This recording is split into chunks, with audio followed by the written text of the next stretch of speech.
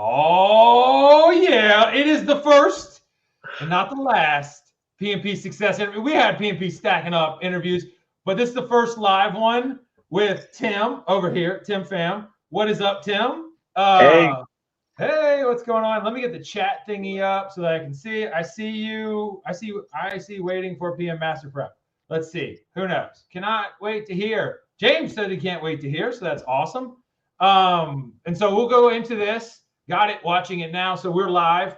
So this is going to be, we're going to go through how this interview is going to go. First of all, I want everybody to appreciate that Tim and I coordinated outfits with the color combination of the company. I wear black shirt all the time. He dressed like a lumberjack today, so that's good.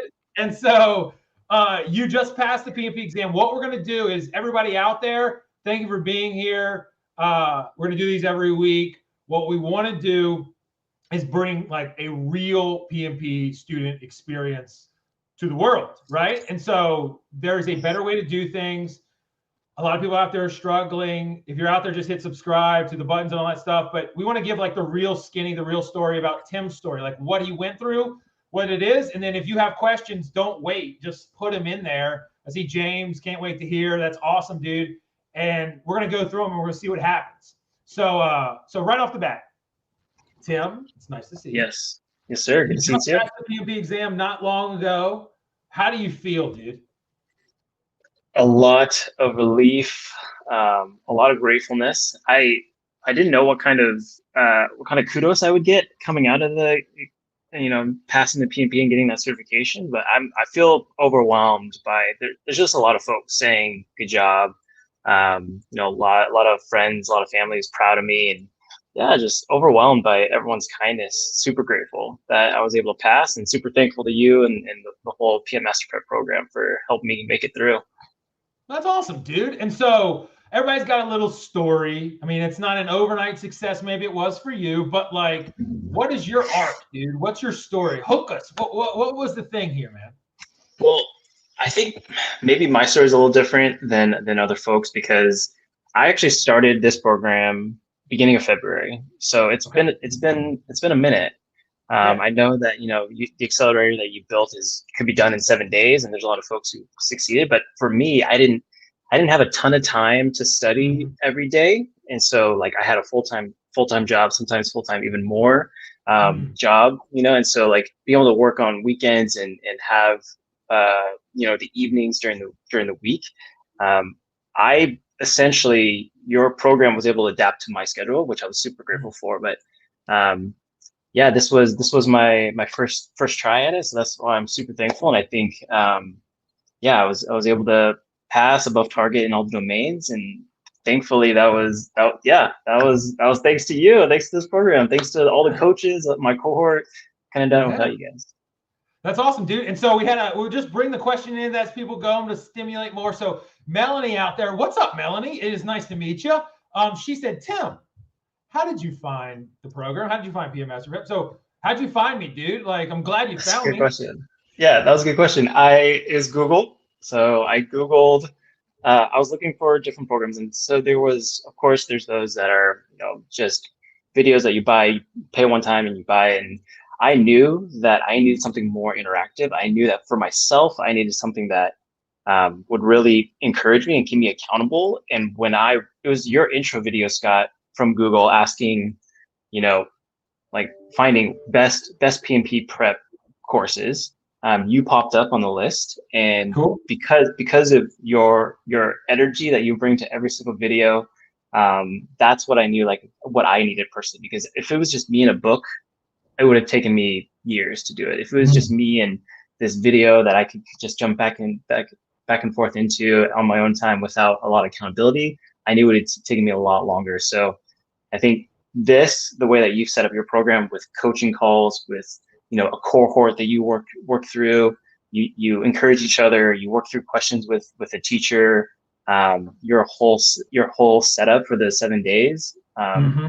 It's exactly what I needed personally, and yeah, it was a success.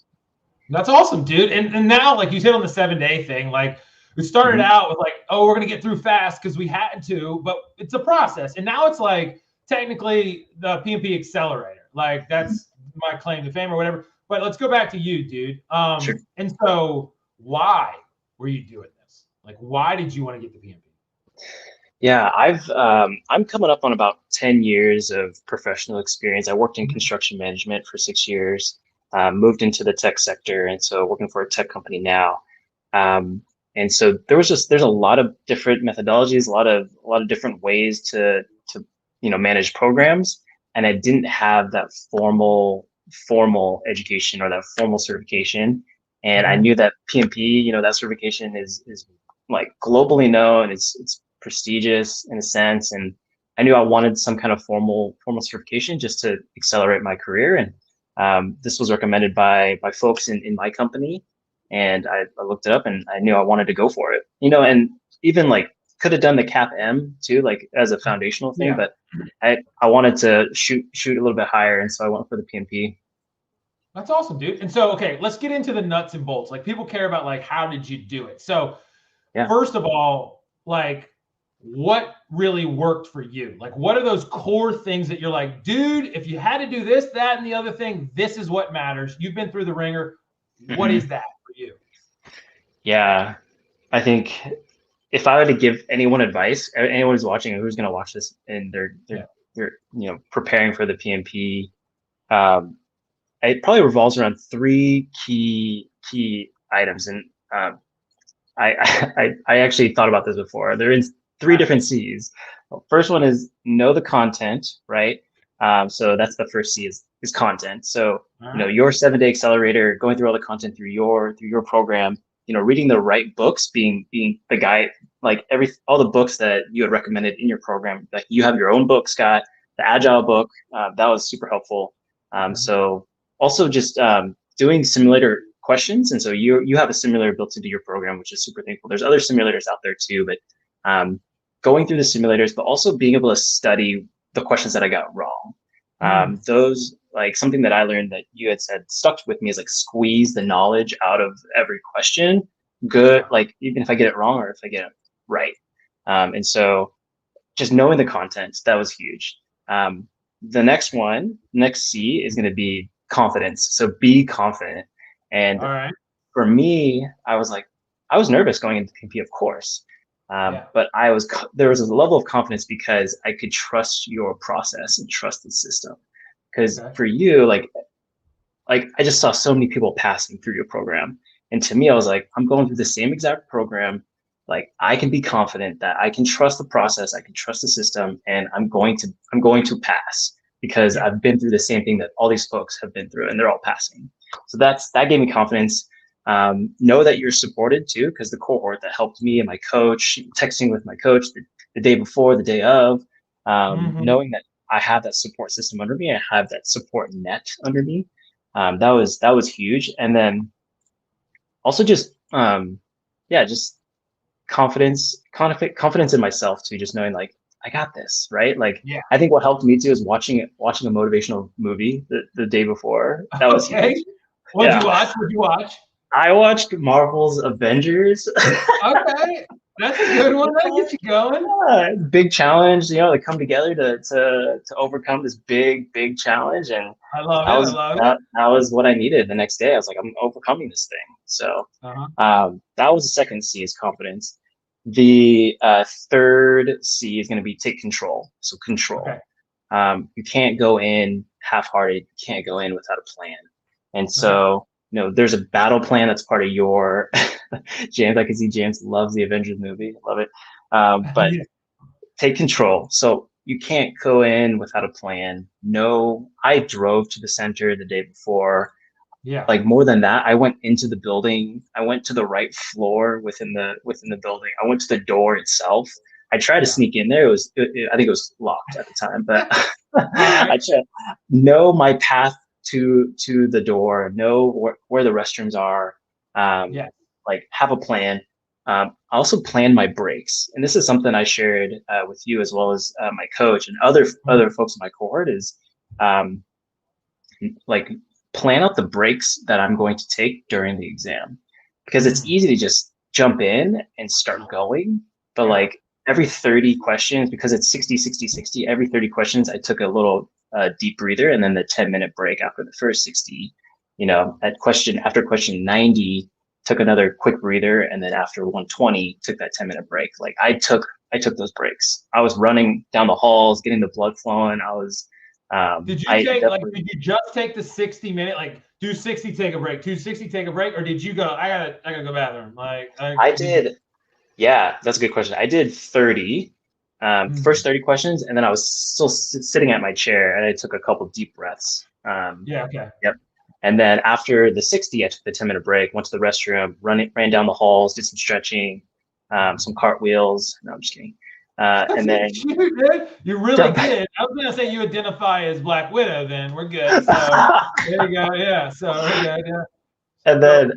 And then the second round of 60 at the 90, after the 90th question, right? The next 30, took a deep breath, couple deep breaths at the chair at the station. Yeah. Then the next after the next 60 at 120, I went outside again, went to the restroom, did the same thing. So all right, that's what I did. That's cool. I love it. So I like the three. We're gonna go through each of them in depth. I'm gonna dive in, dude. Content, confidence, and control. I love them. 3 C's, like the 3 C's of user stories. I won't ask you that right now, but we could. Yeah. Melanie also asks, have you improved as a project manager through the Accelerator course? Do you see any differences in the way you work after your certification? I would say yes. It's opened up a lot more knowledge around, the different. There's a lot of methodologies that you learn through going through the program, Melanie, and so some things that I didn't know about Scrumban. I didn't know what that was. Yeah. I know what it is now, and so I've taken some of the tools as well, Melanie, and actually looking to apply it in my work today. So I've got one client, and I'm going to build out a burn up chart. It's not a burn down chart; it's the burn up chart. And so things like that. Learn it. I'm gonna go apply it. It also just, Melanie, there's a confidence booster too. Just having that just makes you, yeah. I feel like I have more confidence in my work as well, and that's like, don't downplay that.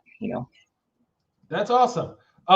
Patsy P, what's up, Patsy P? Patsy P says, what was your favorite part of the PM Master Prep course? ?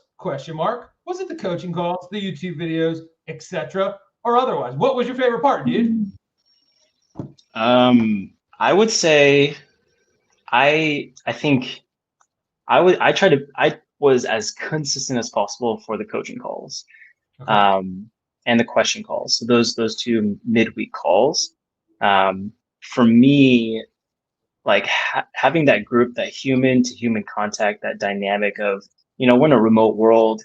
We're starting to open up, getting back to normal again, but having those people like who I could see every week and work through together and encourage one another, that was huge for me. Yeah. And that's something that I don't think you're going to find anywhere else, No, there's a lot of people copying, and good for them. They should be copying. But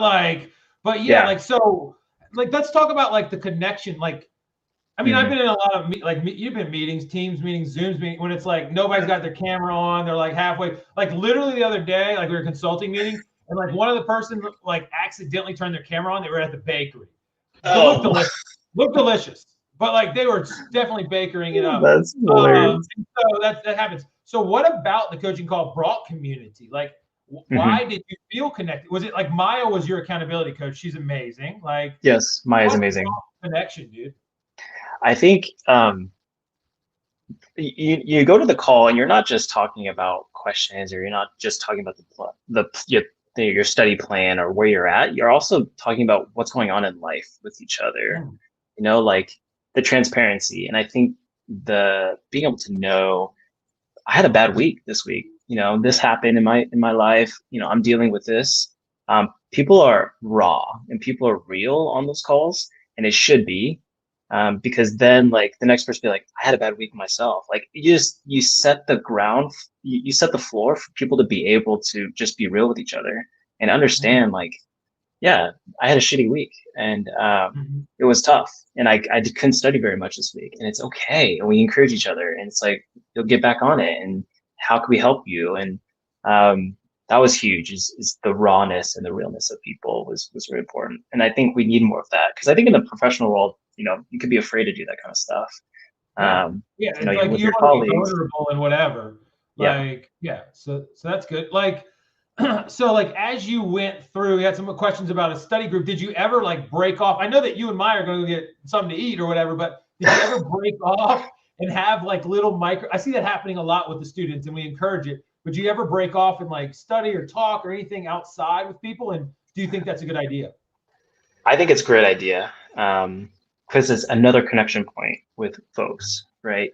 I know that two are provided through your program, and I actually had another small study group that we would meet weekly. It happened later in the process, but we would message each other and we would say like, hey, maybe we could go through some simulator questions together, and we would just test each other's knowledge and almost go through a questions call, but it's just a smaller group. And I did that with a few folks, and that was really helpful too, to be able to bounce ideas off and really test each other's thinking, because that makes sure that you actually understand the content. Yeah, and that goes back to your number one, C, content, right? And so when you think about content, there's a lot of people now or later, like, that are coming in, they're like, okay, content, I mean, like, I pick up a book and I learn it, right? Like, I got it. Like, is there a wrong way to look at PMP content in your mind? Yes.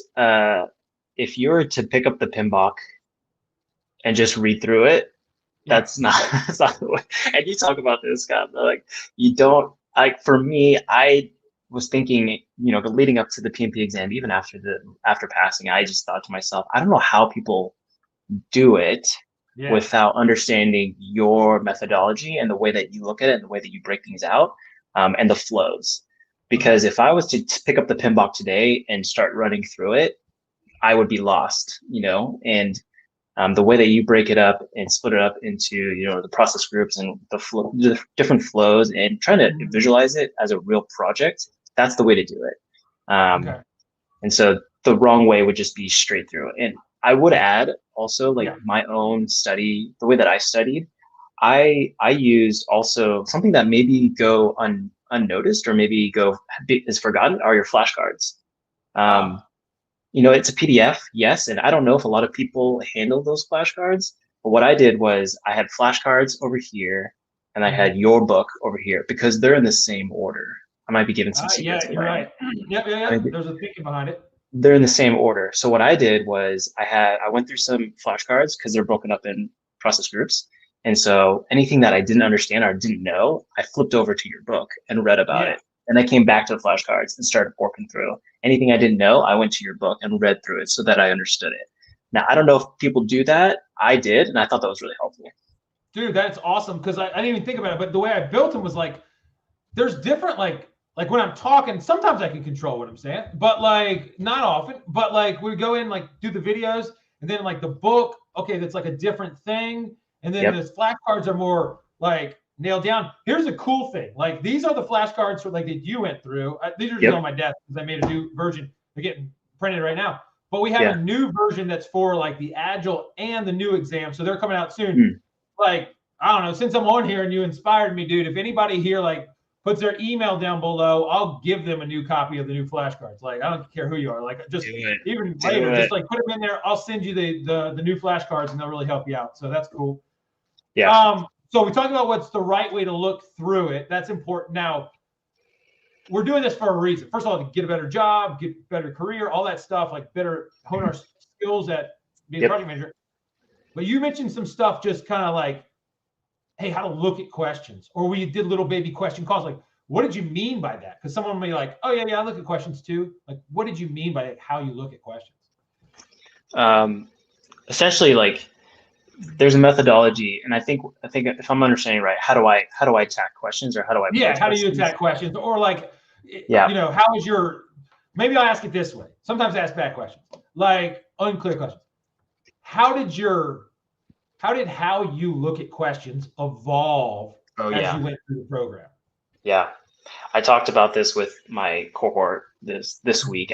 This is after I passed. I came back to the coaching call and wanted to, they wanted to celebrate. And I was telling them, day one, I remember the first meeting you invited me to was like a trial meeting, and you're like, Tim, take this question. I was like, what? And so I jumped in and I tried. I probably crashed and burned. I don't know exactly what happened, but I was humbled after that call, because I was like, what is going on right now? I do not know how to do these questions at all. Uh-huh. And then after going through multiple like consistent question calls and learning your content, I've found these patterns within my thinking and within the questions that I knew, oh yeah, of course, like this is a pattern within the process groups and the knowledge areas that I had to know. Yeah. And after going through these question calls, I was able to recognize these patterns and hang on to these so that when I took the test, I actually got some of the questions that followed this pattern that I knew after going through these questions and these question calls and testing my knowledge. Like sneak peek, go to the sponsor. You don't go to the sponsor unless the house is on fire, right? There's Yeah. some certain That's a good way cases. to think about it. That's a good way to think about it. There's some Yeah. certain cases that apply, but like for the most part, it's Sandy. Actually, Sandy's voice is in my head. It's like you don't go to Okay. the sponsor unless the house is on fire. There's some other edge cases, but for the most part, and so like Yeah. that, one of those patterns that like easy money. Easy money, easy money. And like as you go to start to recognize there, and then so there's two different calls. Like you went to the calls with like Maya and the cohort and the groups, kind of like coaching you through being vulnerable and stuff. But Yep. like you also went you in with me, but then you were with Sandy most of the time, right? Going through hard Correct. questions. What was Correct. it like? Like Sandy Mitchell, like Yep. she's super duper triple genius. Like what was it Amazing. like going through those questions with her, or like what did she teach you the answers? Or did she just take over, or what was it like, dude? Sandy's style, which I really appreciated. And Sandy, if you're Mhm. watching, thank you so much for everything. I sent it to her. Hope you watch it. Yeah. The way that the way that Sandy's style was we went through the questions, we followed the protocol, we followed your process, and there would be a first person and then a support, right? A primary and a support. And so we talk through it, we test each other's knowledge. She like Sandy would ask some questions as we're going through the answers to understand like why are you choosing that, why are you not choosing this, talk about it, make sure we understand, make sure we have good judgment. And afterwards we'd see the answer, we'd be able to look at what was the right answer, but Sandy wouldn't just stop there. She would actually go through each of the 4 or 5 or whatever and talk about why those were not. And though that's also helpful. It's like scope, right? You want to know what's in scope, but you also want to know what's outside of scope and why. Yes. Right. And so you want to know why the right question was the right answer, but why the other ones were not. So that helps a lot. That's awesome. And we got a question from Patsy. Thank you, Patsy, for submitting questions. Appreciate it. Yeah. Why don't you put your email? I'll give you flashcards, Patsy. Was there any point during the exam, Tim, when you were stuck, or you were, or were you like just sitting pretty the entire time? Did you get stressed? Did you get stuck? What was it like, dude? So this is part of my third, I don't know if you caught this, Patsy, but my third C about take control. Part of it is you have to plan your timings and you have to plan your pace. And so, during simulator questions before leading up to the exam, I aimed for a minute question. And so if I did 60 questions in a simulator, I gave myself 60 minutes, including review time. So like I was trying to book it through the simulators, like before leading up to the exam, because I knew like there could be some stress during the day. It could be like get a little stuck during the exam. So give yourself work on your pace. Like I think that's really important. But the timings are also important too, because after 60 questions, your clock starts at a certain amount, it starts ticking down, right?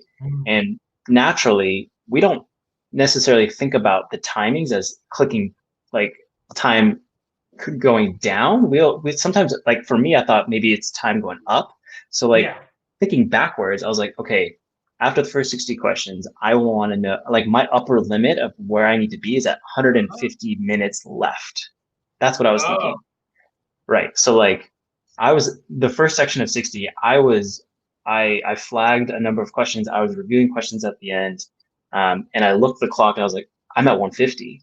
I had to make a decision. Am I going to still review questions or am I going to just take my break and keep moving? Because I knew if I didn't keep moving, because I knew that 150 was in my head and I was there. So I was like, I have to stop reviewing questions. I have an answer picked for all of them. I'm going with my gut, but I have to take the break and I have to keep moving. Otherwise, I'm going to run out of time later in the exam, right? So having those milestones in your head, almost like those check marks of 150 is where I need to be at the end of the first 60 max.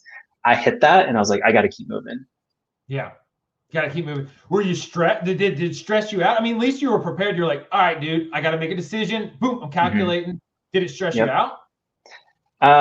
It was stressful because I think like the first section was the toughest one for me. And so I think like the whole thing about the battle plan that you talk about, Scott, in your course is gain momentum in the beginning, right? If you don't know exactly, just flag it, keep moving, flag it, keep moving. And so for me, it was a little stressful because I felt like I was flagging a little more than I wanted to. But again, those breaks that we talked about really help too, just to keep me grounded, right? And give me a little bit of a brain break, in the middle of the exam. That's awesome, dude. That's awesome. How much Agile was in the exam, dude? And for just just to preface, every exam's different, so don't hold. Yeah, obviously, we're just don't think that your exam's going to be like mine. But I felt like it was 60% Agile, 30% hybrid, 10% predictive. Oh, okay, that's cool. Yeah, it was really interesting. That's what it felt like to me. That's cool. And so, did you have a historical Agile background? I didn't have a historical Agile because in construction management is very much more predictive. Moving into the tech sector, did that worked for a few years in the tech sector here, and so there's a little bit of Agile for sure, but I felt like it was hybrid. It's definitely hybrid. Okay, so that's cool. So like the learning of the Agile and the implementation of the Agile, I assume, was important, like for your success or whatever. What do you think? Like, it's definitely. I think, to be honest, the Agile, I felt like when I was reading the Agile Manifesto, I honestly felt like I already was wired and gravitated towards the Agile methodology.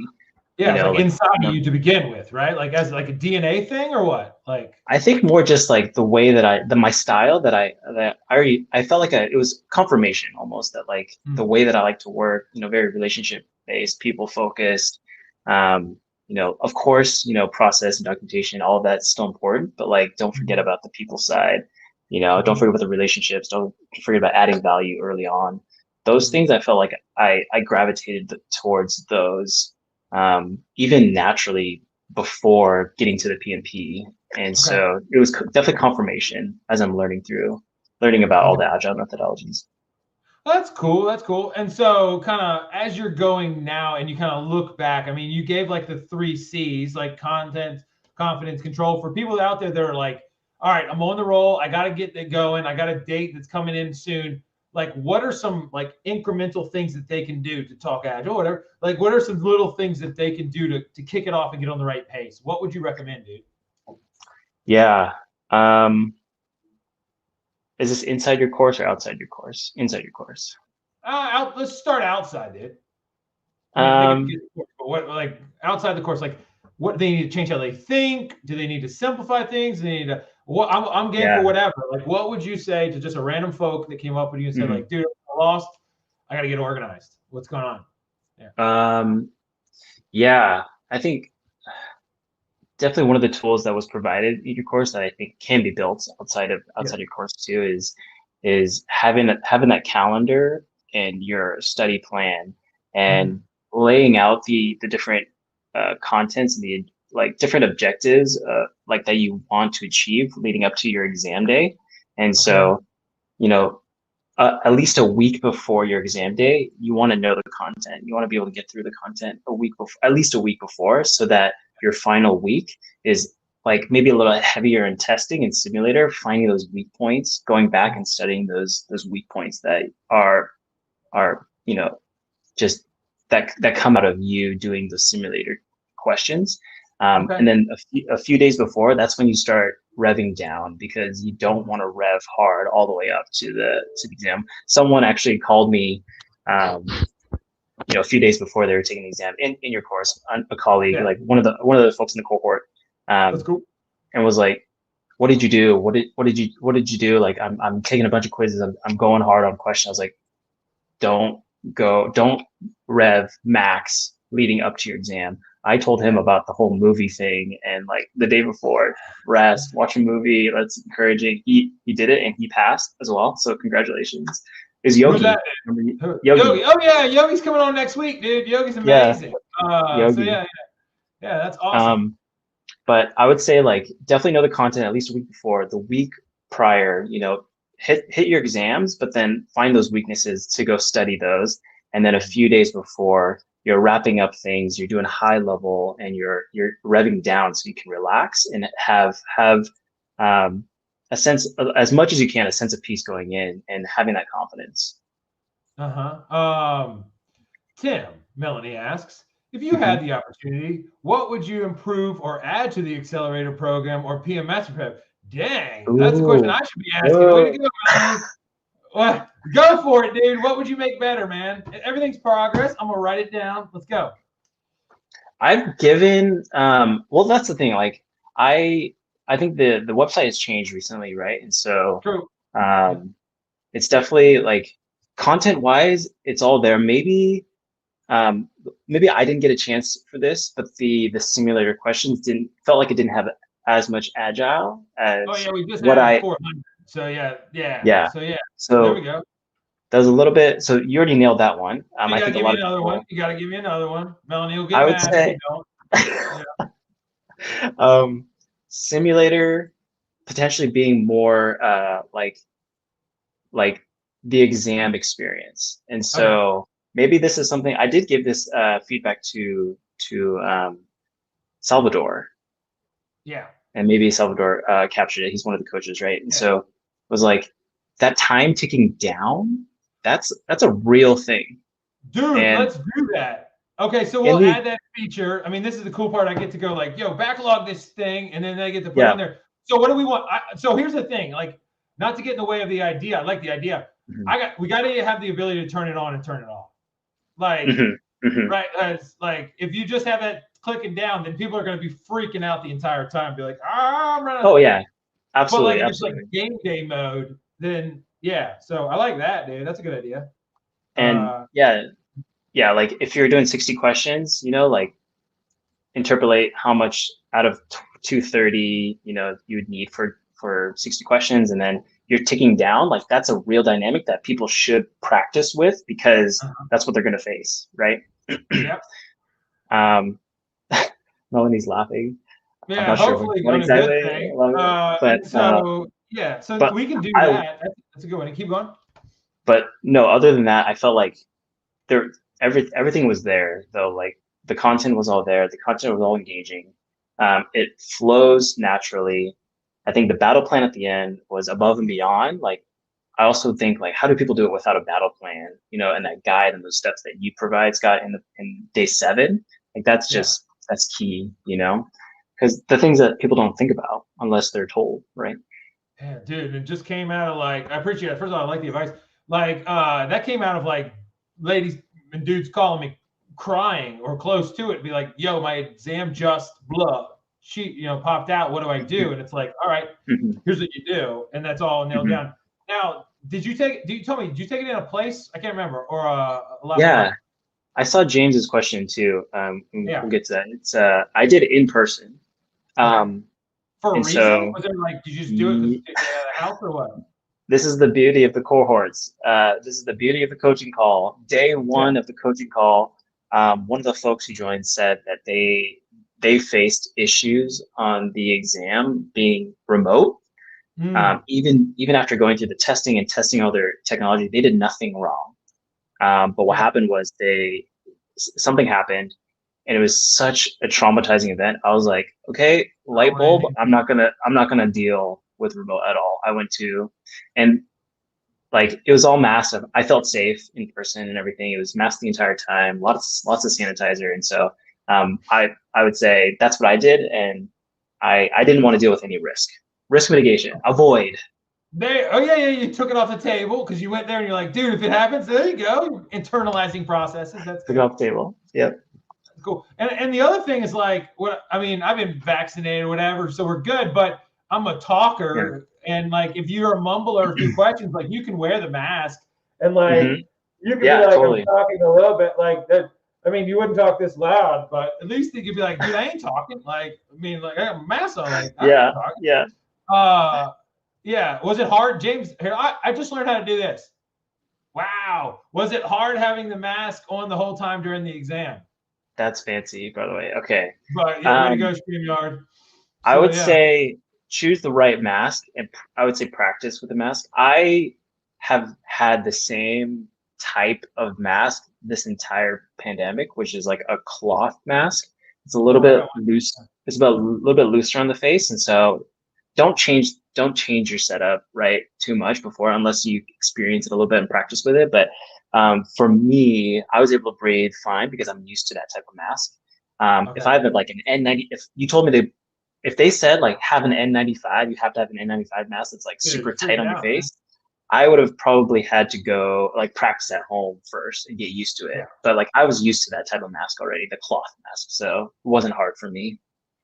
Okay, that's awesome. And then the other question was, did you do a dry run? I think you did a dry run. You went there, you walked through, you tried to break in, you did a little Yeah. P&E.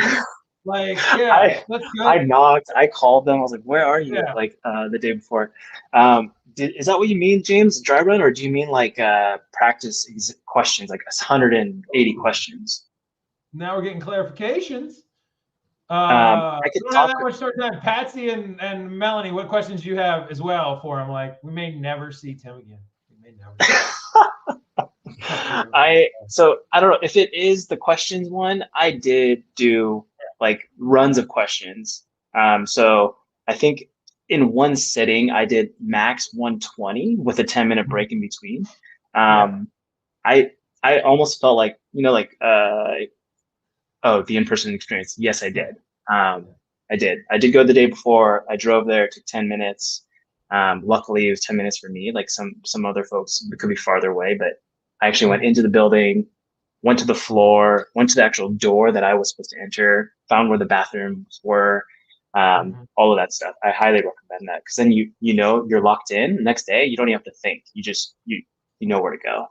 That's awesome, dude. That's cool. So how long did it take you to do your data dump during the exam?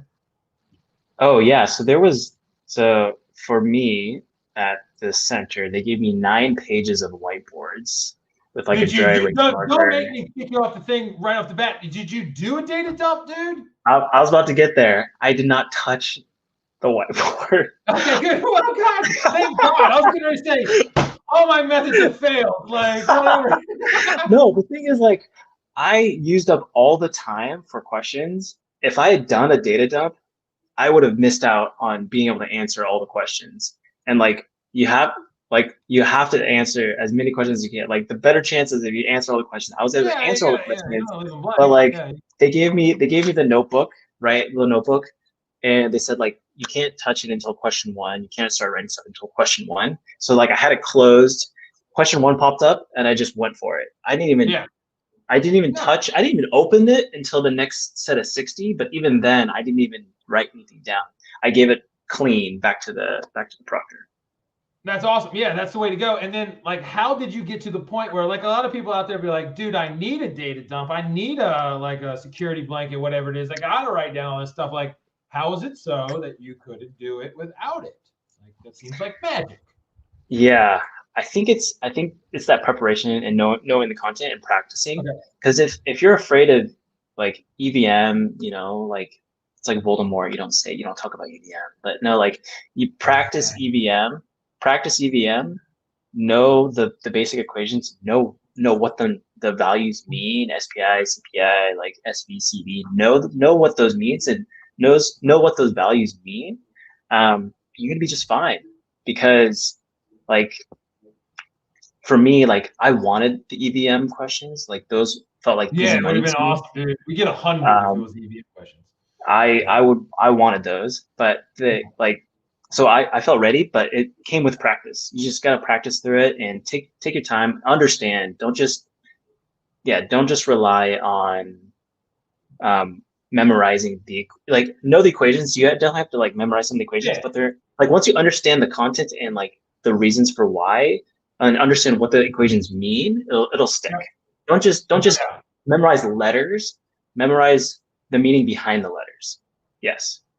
Victory. Oh, that's me. Melanie says, how did you know you were ready to take the exam? Melanie, you're killing it. Scott's gonna send you something for these questions. Yeah, so Scott is going to send her something. Email me, Scott at PM Master Prep. Go ahead. Yeah. How did you know you're ready, dude? So simulator, like going through the accelerator, I felt like I knew the content after going through Scott's accelerator. Yep. Going through simulator questions, and whether it's 60, whether it's 120, whether it's 10, 50, I was scoring consistently 80 or above, or at least an average of the most recent three is 80 or above. I knew that that's a target that I felt was told, like I was told, like that's where you want to be. That's the sweet spot. It doesn't have to be 100%. Does not have to be 100%. If you're at 80, if you're at 80 and above consistently, like you're ready. And then being able to, I think those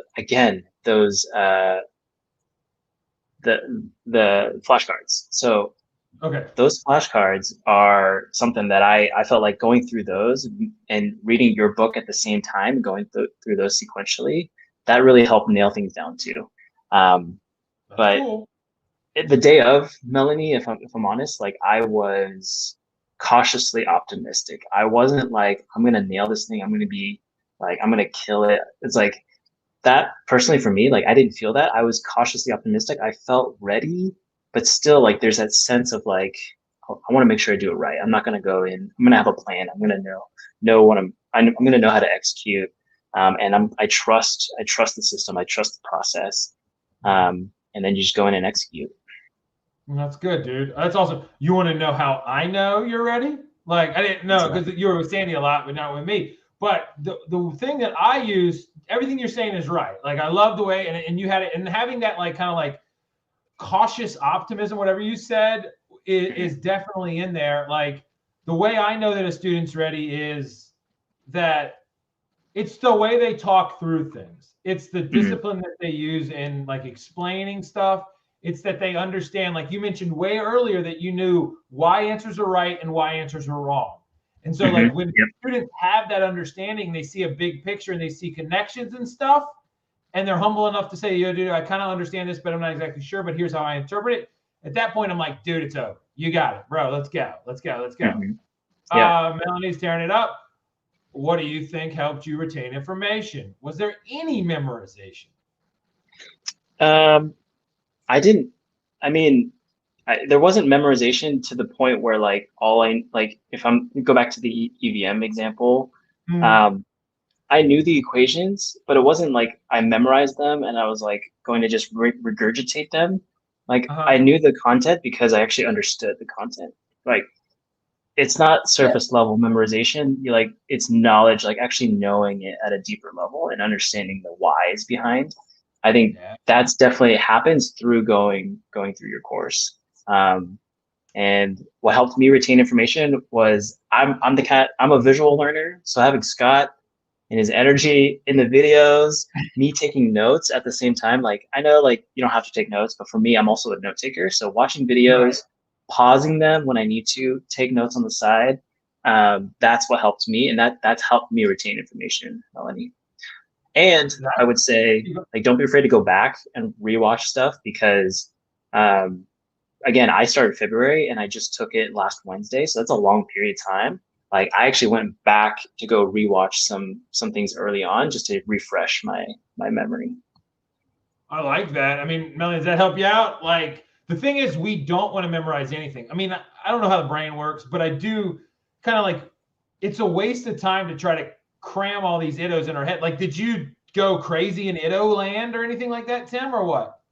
I think what helped me was I wanted to know the key inputs and outputs within process. Right. I wanted to know the key inputs and outputs. I actually wrote those down and went through that.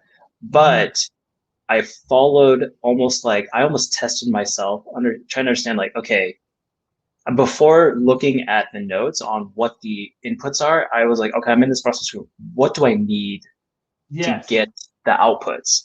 It's like, oh, I would need this, this, and this as the key ones. And so once I was able to when I had those in my mind, I would double check against notes and I was right. And then that's also like, you have to know why. Yeah, you You gotta have know to know why. why. It's Yep. not just like, yo, I was able to like fill it in like it was another language or anything. It's like what is the reason Envisioning. why? What's Yep. that? Yeah. Just envisioning the why. Envisioning, yeah. Because you got to see yourself as the hero of the story. It's just more fun that way. And like, you know, how you're going to use it, because that's it is. So that's cool, man. As we're coming to the end, anybody else throw some questions in there? Tim, this has been a good one, dude. So at the end of So the fun. day, we got to give advice. So you said, like, you know, stay focused, work on the content, really, you know, kind of understand the whys. That's standard, really, really great news. What's next for you, dude? Like, what's next? Like, how are you going to keep building yourself? What's the next goal? I probably actually wanted to email you about that. What other things you can teach me, because Do you want I do want to. do you want to do it here? Let's talk it through right here. We can talk it later, but like, No, we got an no. Agile class coming up, an ACP class coming up. That's going to be awesome. Yeah, And that's. Lean Six Sigma, that's that's where I came from. And so Yep. if you're Yep. interested in that, like, yeah, that's a really good one, because I was talking to one of the students throughout it today. It's like, it just gives you more in depth to understand. Like you said, you like the EVM stuff.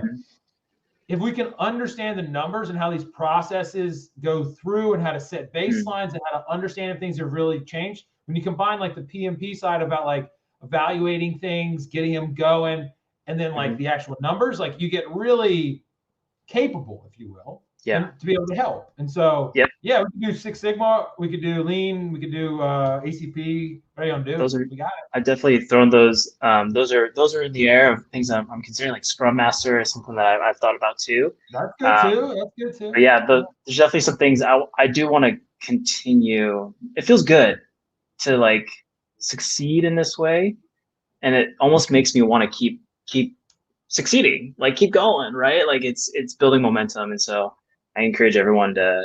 It's like that continual growth.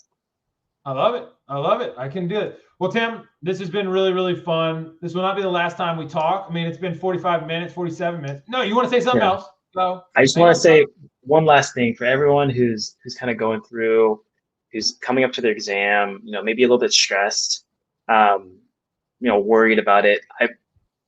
I think just know, like, this may be cheesy, and I told my cohort this, but like, know your value is not in a few letters. You know, your inherent value is not in, you know, passing an exam. Like, you should be proud of where you're at today and the commitment that you've taken into investing in yourself and investing in your career, investing in your growth.